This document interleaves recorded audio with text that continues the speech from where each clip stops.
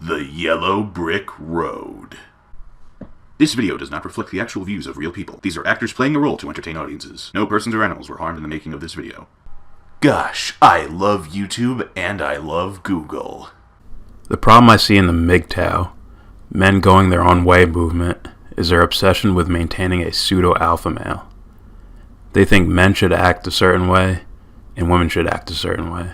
So without further ado, these are the top 10 things that only red pill men understand about women. Number 10. Why do women order a salad and then eat my fries? It's called the shit test. The woman is seeing if you'll stand up for yourself, bargain, or just roll over and let her take what she wants from you. If you let her take your fries without taking any of her food or even mentioning it or pushing back, then she knows that you're likely going to let her get away with far more. It's a way women test their limits with a man. It may seem entirely trivial that a woman wants to take your food. It's not the point that she takes your food, it's that she just reaches over and takes your food. She feels entitled to your food even though she has her own food. You see this in relationships all the time. This whole what's mine is mine and what's yours is mine attitude. The woman just feels entitled to whatever the man has, but likes to have her own things as well. This can only exist at the man's permission. If you're on a date and a girl just reaches over and takes your food, reach over and take her food. It's like she wants some of your fries, I don't know, grab her drink and just start drinking it. Do something to communicate that you're simply not just going to allow her to take what's yours without putting up any sort of fight.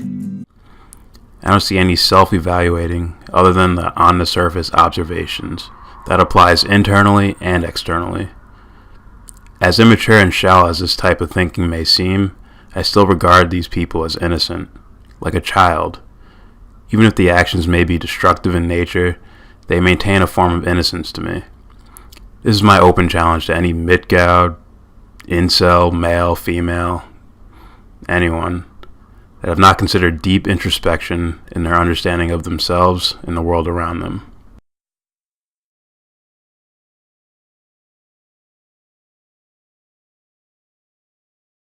Let's start by defining masculine and feminine. For the purpose of sticking to the point, I'll explain these in metaphysical or internal ways. Example, the mind, the heart, and whatever. Masculine is the blatant, direct expression of internal faculties. In the mind, it would be consciousness or thought. In the heart, it would be an understood feeling or emotion, like happy or sad. In the soul, it would be expressed as light. And I mean that quite literally.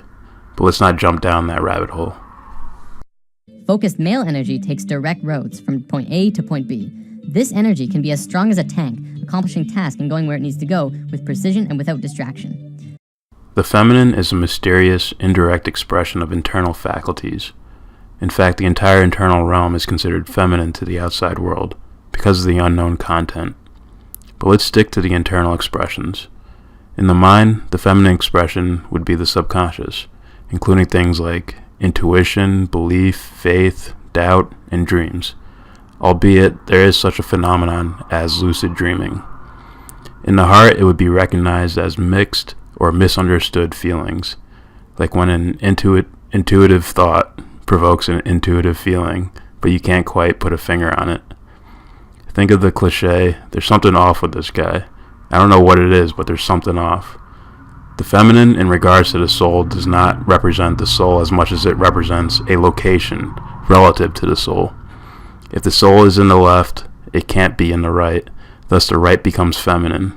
If the soul swings to the right, it can't be in the left, and now this is considered the feminine. She's black. Well, she, first of all, feminine, represents what is called philosophically the negative principle. Now, of course, people who are women in our culture today and believe in women's lib don't like to be associated with the negative because the negative has acquired very bad connotations. We say accentuate the positive. Well, that's a purely male chauvinistic attitude. How would you know that you were outstanding unless by contrast there was something instanding?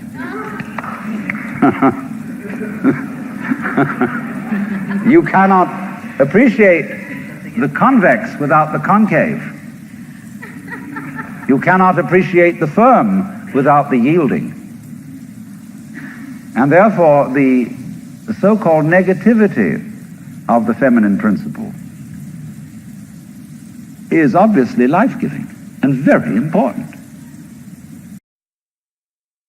With these definitions, the king, metaphorically speaking, is the prime masculine, the one, the expression of all combined masculine expressions. The queen, metaphorically speaking, is all the combined feminine expressions. To understand the king and queen requires an existential journey through layers of yourself. The masculine must walk through these layers in order to reach the prime feminine, in order to become the prime masculine. Think Dante's Inferno, I guess. Each layer provides a benefit and a danger.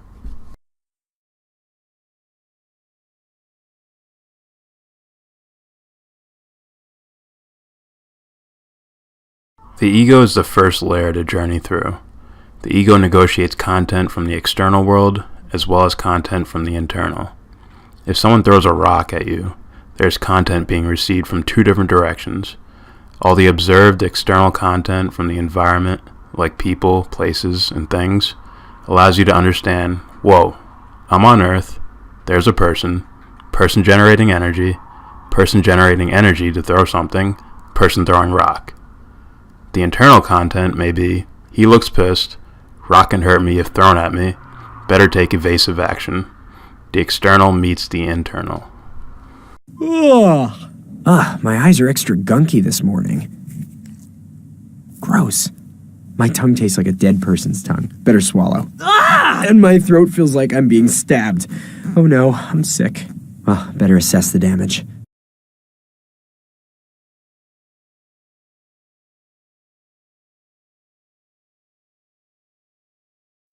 Floating around in the ego is what I would call the collective conscious, or what is usually termed the superego.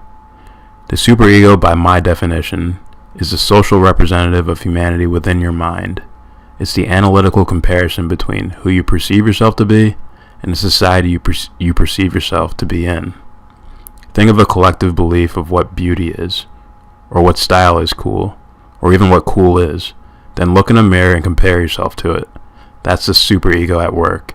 The superego is probably the most shallow layer to walk through, but like I said, every layer has its danger.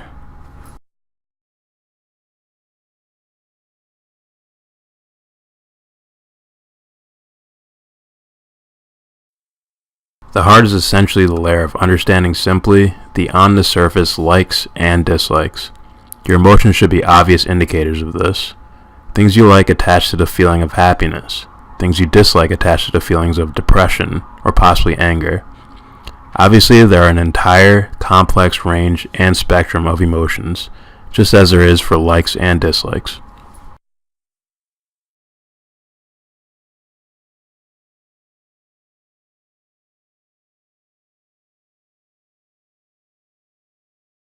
The shadow is also about understanding likes and dislikes, but in a very different way. Navigating the cold, dark shadow is like navigating a 10-mile by 10-mile factory in pitch black darkness with a candle. You must spend enough time with every object you encounter in order to have a full understanding of it. You must have an understanding of it in order to apply a like or a dislike to the object. This is where you find things you didn't even know you liked, and also understand why you dislike the things you dislike.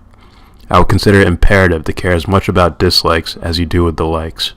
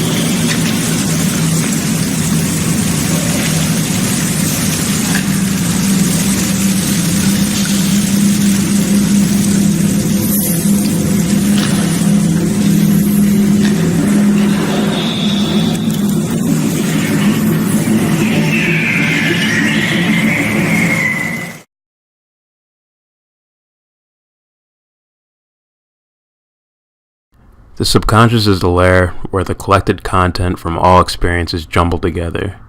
There's no direction. There's not left, right, up, down. There is no rationality or logic. It's an open playground. There are no rules or concepts, just a blurred experience like dreams can be. That is, until the masculine is introduced. The masculine starts creating orders and rules. The masculine uses likes and dislikes to create and express the prime masculine or king.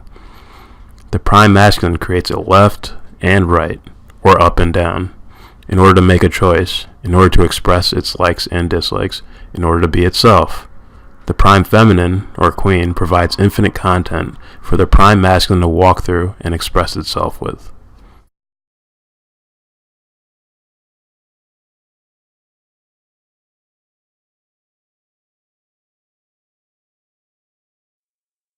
The self is the whole. Prime masculine plus the prime feminine. The king plus the queen. And blah blah blah. I'm bored now. Peace out.